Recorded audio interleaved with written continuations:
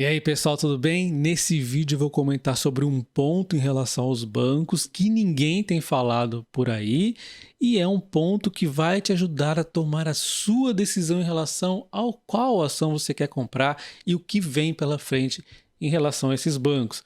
Bem-vindo ao canal Top Ações, já deixa o like no vídeo e se inscreva no canal também ativando o sino, tá? Para quem não me conhece, eu sou o Dalton, invisto na Bolsa de Valores há mais de 15 anos, vai completar 16 nesse ano, então tem muitos pontos aqui que eu comento e os demais canais maiores que os meus, muitas vezes os caras não conhecem, então eu já vi aqui inclusive o pessoal criticando por diversas vezes Transmissão Paulista, Taesa, sobre o lucro que caiu, sendo que na verdade os caras estavam vendo o lucro IFRS, os caras não sabem nem diferenciar o IFRS do regulatório, como é que funciona essa questão. Então são pontos que eu trago aqui e depois viram um consenso normal. Esse ponto que eu vou falar hoje é mais um ponto que na verdade é simples, mas que não é um consenso ainda da galera. Depois, de repente, de eu falar aqui, começa a falarem mais por aí, tá? E olha como os bancos eles vêm lucrando mais. Entre alguns pequenos deslizes, eles vêm aumentando os lucros. Aí 2020 foi um ano de muitas provisões, né, com muita insegurança, mas a volta é a números melhores e eles continuaram aqui aumentando, chegando aqui a 96,2 bilhões, né, os 4 bancões aqui gigantescos, aumentando 6,3 em relação a 2022, mesmo com Americanas atrapalhando. A gente já vai trazer o resultado limpo aqui, tá? Então a gente vê em relação a 2021, o Banco do Brasil subiu o lucro em 51,3%, o Itaú subiu em 14,5%, o Bradesco caiu em 21% e o Santander caiu 21% também. Há de se destacar que o Bradesco e o Santander tiveram um problema um pouco maior aqui em relação a Americanas. Então vamos fazer a limpeza aqui da Americanas, já que é um evento pontual, nenhum deles teve culpa em relação a isso, e vamos ver como teria ficado aqui o lucro desses 4 bancos. E antes da gente entrar nesse detalhe aqui que vai afetar as margens dos bancos, eu vou falar aqui então da questão da Americanas. E Americanas, o Banco do Brasil já provisionou 50%, ele não teve tanta exposição assim, mas é uma exposição relativamente grande, né? E teve um aumento, então teria tido um aumento do Banco do Brasil de 53,8% no lucro se não fosse Americanas. Mas vai lembrar que, embora não seja um recorrente, não teve culpa nenhum dos bancos, só que vai poder dar dor de cabeça um pouquinho mais aí no Banco do Brasil no futuro, já que ele só provisionou 50%. O Itaú já provisionou 100%, foi uma exposição maiorzinha aqui, né? E sem essa exposição do Itaú, ele teria aumentado o lucro de 25,3%. Então, teria tido aí um aumento ainda maior no lucro. Vale destacar que o Itaú provisionou 100% do que nós tínhamos até aquele momento ali. Cada vez que eles fuçam ali, né, sai um novo esqueleto do armário. Então vai saber aí, nós estamos falando até aquele momento ali do resultado, né? O Bradesco teve aqui também uma provisão já de 100%, já se livrou desse negócio aí, mas mesmo tirando essa questão aí da provisão, nós temos uma queda de 2,8% no lucro do banco, do Bradesco. Vale lembrar que o Bradesco ele vem numa recuperação da seguradora. Se não fosse isso, teria sido ainda pior o resultado. Então, você entende aqui que o Bradesco exatamente está sofrendo na inadimplência, todo mundo sabe, e na questão aí das margens que eu já vou explicar. E o Santander teve aqui também uma provisão de 30% apenas, então pode ter mais dor de cabeça ainda com o Banco Bradesco, com o Santander aqui no futuro em relação às provisões americanas, mas mesmo fazendo essa limpeza aqui, ele teve uma queda de 14,5% no lucro, muito explicada exatamente pela questão aí das margens, embora a questão da inadimplência está começando a ficar bem encaminhado. No caso aqui de uma situação delicada como a da Americanas, recuperação judicial e tudo mais, existem acordos a serem feitos. Então é 100% de certeza que a Americanas não vai pagar toda a dívida dela, né? Então vai reduzir. A questão é o quanto vai reduzir. Será que 30% vai ser a redução? Eu estaria apostando em um número maior, né? Então pode ser 50%. Existem casos de recuperação judicial com 80% de provisão. Então é bastante aí variável, mas a gente já entende aqui que o Itaú e o Bradesco que provisionaram 100%, alguma coisa deve retornar para eles no futuro. Pode demorar para caramba, mas eles já estão aqui mais tranquilinhos em relação a isso. O Banco do Brasil talvez fique nos 50% mesmo, talvez provisione um pouco mais, a gente não sabe.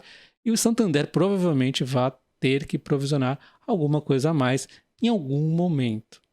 Então, antes da gente falar sobre a margem aí que os bancos estão sofrendo, principalmente o Bradesco e o Santander, vamos falar do valor intrínseco de Graham, que vai nos mostrar o quanto esses bancos estão descontados, dado aqui um reflexo do PL/PVP atual, ou seja, não vai levar em conta se vai subir mais o lucro, se vai subir o PVP, vai levar o agora. O agora já nos mostra uma certa margem aí. Então, o Santander, nos números aí de hoje, eles vão mostrar um desconto de 46% pelo valor intrínseco de Graham. Então, mostra que, mesmo tendo o lucro prejudicado, com 30% de provisão Americanas, inadimplência e tudo mais aí, ainda está descontado em 46% abaixo aí, né? Então, é um bom desconto. O YouTube 3 e tal, um reloginho, fez provisões de 100% Americanas, ainda assim, 50% aqui de desconto no valor intrínseco de Graham. Super interessante também, né? O Bradesco, 113%, BBDC3, tá? Só tô vendo as ordinárias nesse momento. Um desconto aqui muito interessante. A gente sabe que ele está muito aí prejudicado também no lucro. A gente sabe que vai melhorar ainda mais. A gente sabe que ele fez provisão de 100%. Então, muito interessante o valor intrínseco de Graham. Talvez, não estou recomendando, mas talvez o Banco Bradesco seja o mais barato dos bancos, né? Enquanto aqui o Banco do Brasil tem uma margem de 167%, mas a gente sabe que ele tem menos coisa para recuperar, ainda tem também uma provisãozinha um pouquinho aí para fazer, e a gente sabe que ele também é um estatal, sempre tem que ter um descontinho extra, por mais que ele seja um banco excepcional, e é isso que eu vou falar nas margens, o quanto brilhante esse banco foi, tá? E quando a gente compara aqui um pouco os números dos bancos, a gente tem aqui o PL de 7,51 do Itaú, 5,98 do Bradesco, mesmo com lucro achatado, 4,10 do Banco do Brasil, é por isso que ele está barato, né? O PVP aqui, que o PVP também vai evoluindo aí ao longo do tempo, né? E o 8,37, o Santander também está aqui, todos com um PL interessante, lembrando que o Santander está sofrendo aqui, o Itaú também fez provisão de 100%, todos eles com lucro de certa forma prejudicados e com PLs ainda interessantes, PVPs aqui, né? Bradesco e Banco do Brasil abaixo de 1. E então, lembrando que todos esses números vão mudando aqui conforme os bancos vão evoluindo, e principalmente o PL é o mais fácil da gente ver que tem muita coisa para melhorar aqui neles, né? E agora falando da questão das margens, né? Eu venho pontuando aí desde o início de aumentar a Selic que isso aqui ia trazer dificuldade para os bancos. Depois eu falei que eles iriam melhorar quando começasse a estabilizar isso, e depois melhor ainda quando fosse começar a descer, porque tem que entender o comportamento dos bancos em relação à Selic. Primeiro, qual seria o melhor cenário para os bancos em relação à Selic? Talvez, se eu fosse aqui chutar um número, talvez 7,5. Pusesse aqui um 7,5 para sempre. Nossa, aqui seria perfeito para os bancos. Uma margem gordinha, dá para tirar uma gordurinha aí nos empréstimos, bem legalzinho. Não ia trazer tanta inadimplência assim, nesse cenário de 7,5. E não teria esse sobe e desce. E o que aconteceu com os bancos foi tudo errado, tudo ruim para eles. Foi o quê? Uma Selic altíssima, depois cai que nem louco, e depois sobe que nem louco. Se subir aqui, essa escalada da Selic é muito ruim. E ainda por cima fica lá no topo, aí começa a inadimplência, é um inferno para os bancos. Instabilidade é ruim para os bancos, tá? Então, os bancos no Brasil eles costumam ser muito lucrativos e eles estão sendo colocados à prova nesse momento, tá? Eles têm que enfrentar a inadimplência e têm que enfrentar essa questão da margem aos mercados. E agora eu vou explicar o que aconteceu com os bancos. A Selic caiu e eles foram fazendo empréstimos ao longo do tempo, inclusive aqui a 2, por exemplo, que eu vou citar como exemplo daqui a pouco, e aí a margem começou, a Selic começou a subir, e esse subir muito acelerado começa a trazer impactos pesados na margem a mercado, como a gente pode ver, por exemplo, com o Bradesco, que a gente já viu um efeito aqui em 2021 e mais ainda em 2022, foi a porrada que veio à tona. E a mesma coisa a gente vê acontecer com o Santander, né? A margem vinha, como vinha encolhendo, aí chega no negativo e fica tudo prejudicado aqui. A margem a mercado acaba comprimindo o ganho aí que ele tem na margem a cliente, né? Então, o que acontece? Essa Selic aqui em alta, o banco até consegue tirar uma margem a cliente maior, né? Mas a que preço? Ao preço da inadimplência, que já não é tão legal. E o pior, a margem a mercado dando uma comida aí na lucratividade dele. Então, é muito ruim quando acontece esse aumento aí. Então, eu vou explicar aqui essa questão da Selic e o empréstimo dos bancos, tá? Então, eu falei inúmeras vezes para vocês o descasamento da Selic com os empréstimos dos bancos, mas eu nunca tenha detalhado dessa forma que eu vou falar agora. É um pouco confuso, mas não é, na verdade é simples, tá? Então, a gente vê aqui o que acontecia o juro tá 2% lá naquela época, né? Então, beleza, os bancos iam lá, captavam a 2%, aproximadamente isso aí mesmo, né? Talvez um pouquinho menos, mas 2% estavam captando, beleza. Eles pegavam de curto prazo para emprestar pro carinha lá que tá querendo empréstimo e eles emprestam a 5, por exemplo. Então, pô, negócio bom pra caramba isso aqui, né? O cara tá pegando a 2 e emprestando a 5, porra. Só que o de 5% é um empréstimo de longo prazo, né? Então, esse 5% vai ficar rolando aí na base, rolando, enquanto já foi lançado os números, a princípio parecem super maravilhosos, que a carteira do banco aqui, o Bradesco, o Santander, voando, emprestando pra caramba, parece uma maluquice aqui de bom, mas na verdade tá rolando um negócio de 5% que depois, aconteceu pouco tempo depois, a Selic teve uma disparada infinita, os bancos acordam em determinado dia, estão lá a taxa de 13,75, eles estão captando o dinheiro a 3,75, estão emprestando esse dinheiro a 3,75 a 17, beleza, né? Os novos empréstimos são a 17, só que eles têm uma porrada de empréstimos do passado que eles estão recebendo a 5, a 6, a 7, a 8, a 9. Então, tem uma porrada de empréstimos aqui que estão defasados, né? E aos poucos vai se limpando, né? A gente talvez nem quase não tenha mais muita relevância aqui os caras dos dois aí. Mas com certeza tem os caras que estão um pouquinho mais acima, que pegaram um pouco depois. Então, é algo que vai pesando aos bancos e aos poucos vai fazendo a limpeza. E o que a gente precisa para fazer essa fucking limpeza aí? Que essa porcaria de Selic pare de subir. Então, se ela ficar do jeito que ela está agora, a gente já começa a ver uma melhorazinha. Vocês não viram lá no Santander que já começou a dar uma melhoradinha? Porque a Selic está ali nos 3,75. E quando começar a reduzir, vai ser bom.